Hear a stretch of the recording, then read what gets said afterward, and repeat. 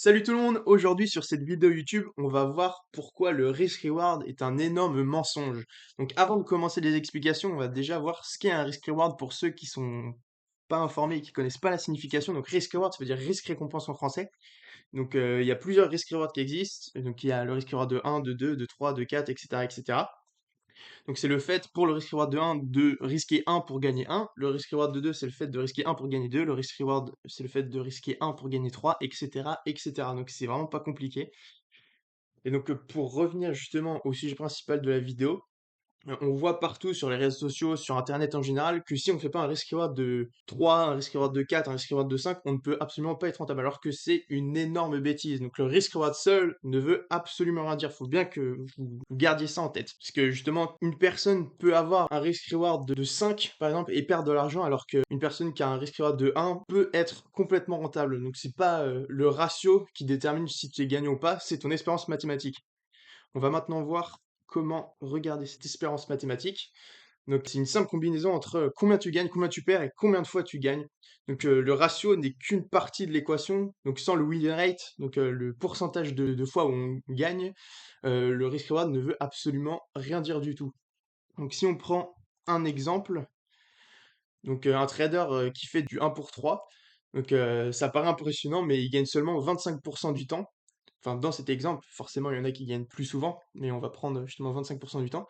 Donc, sur 100 trades, il va faire 25 trades gagnants, donc plus 35 R, et il va faire justement 75 trades perdants, donc il va faire moins 75 R, ce qui fait qu'à la fin, il a un résultat de 0, donc il a break-even, mais je trouve ça quand même dommage, en faisant 100 trades, ne faire aucun bénéfice.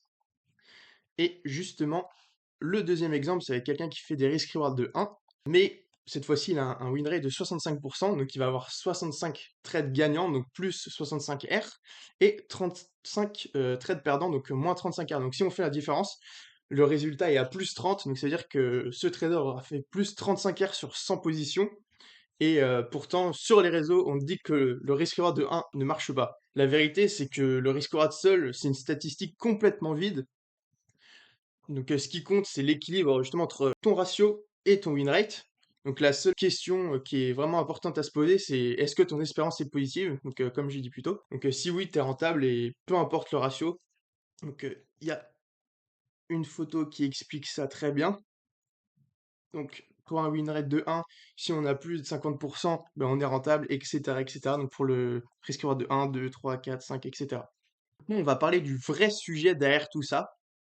Donc, ça va être la psychologie. Donc plus ton ratio est élevé, plus ton win rate sera mécaniquement plus bas. Donc ça veut dire que tu perdras plus souvent, voire très très souvent, perdre 6, 7 fois d'affilée, c'est quelque chose de complètement normal si justement tu as un risk reward de 3. Et mentalement, c'est extrêmement dur. Tu doutes, tu modifies ton plan, donc c'est que des problèmes psychologiques comme ça, tu déplaces ton stop, tu peux surrisquer, tu peux revenge trade, et c'est vraiment problématique. Et justement, c'est là que le problème n'est plus la stratégie, c'est justement ta psychologie, et c'est vraiment un problème à fixer qui est très très très très très important.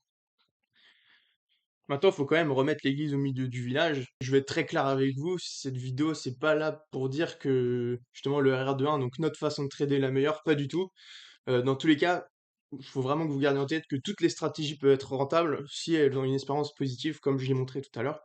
Donc un trader qui fait du 1 pour 3 avec un win rate, donc un taux de trade positif de 40%, c'est un trader rentable et c'est bien le principal. Je connais même des traders qui commencent à se payer à 1 pour 6, donc avec un risk reward de 6, mais avec un win rate de 30 à 35%, et ils sont complètement rentables. Pourquoi? Parce que leur espérance est positive, point à la ligne.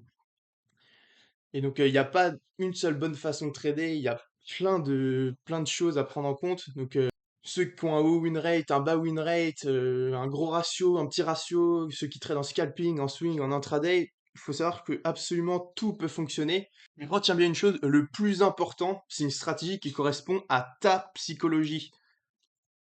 Même si elle est backtestée, statistiquement rentable, validée sur plusieurs années, si toi, derrière ton écran, t'arrives pas à l'exécuter correctement à cause de tes émotions, elle fonctionnera absolument pas. Puisque en trading, c'est pas la stratégie parfaite sur Excel ou Notion qui gagne, c'est celle que tu arrives à appliquer dans les conditions réelles avec justement ton stress, ton capital, tes émotions sur le moment T.